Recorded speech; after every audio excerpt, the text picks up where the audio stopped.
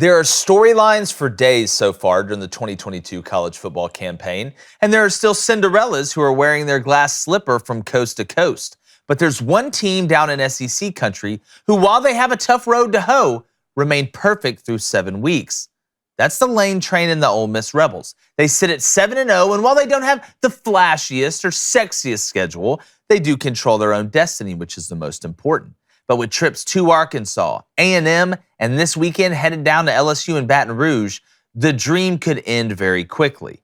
But if Jackson Dart continues to find ways to move the ball by air, land, or sea, mixed in with a defense that is very opportunistic, the Rebels could find themselves with a chance to take down the Tide and possibly clinch the Western Division at home.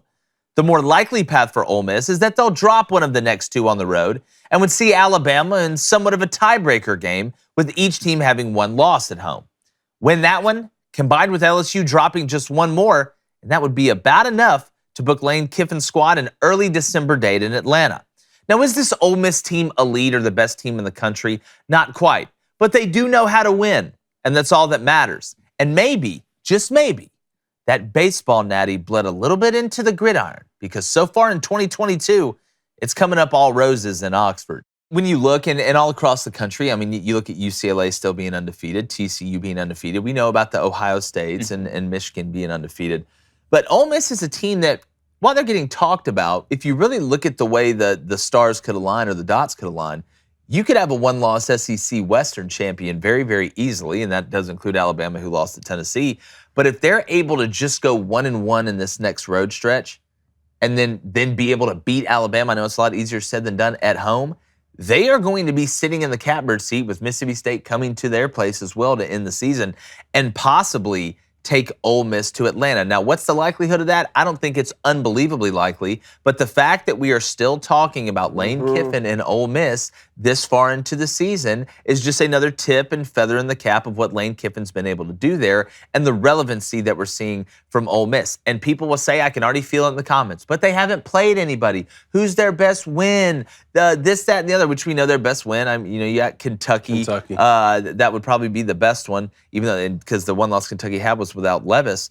But this Ole Miss team has found ways to win. I think, and people will say, oh, well, look how bad the defense looked against Auburn. Look, Auburn couldn't score right now. They got a better chance of a gigolo scoring in a nunnery right now than Auburn does of putting up 40 points.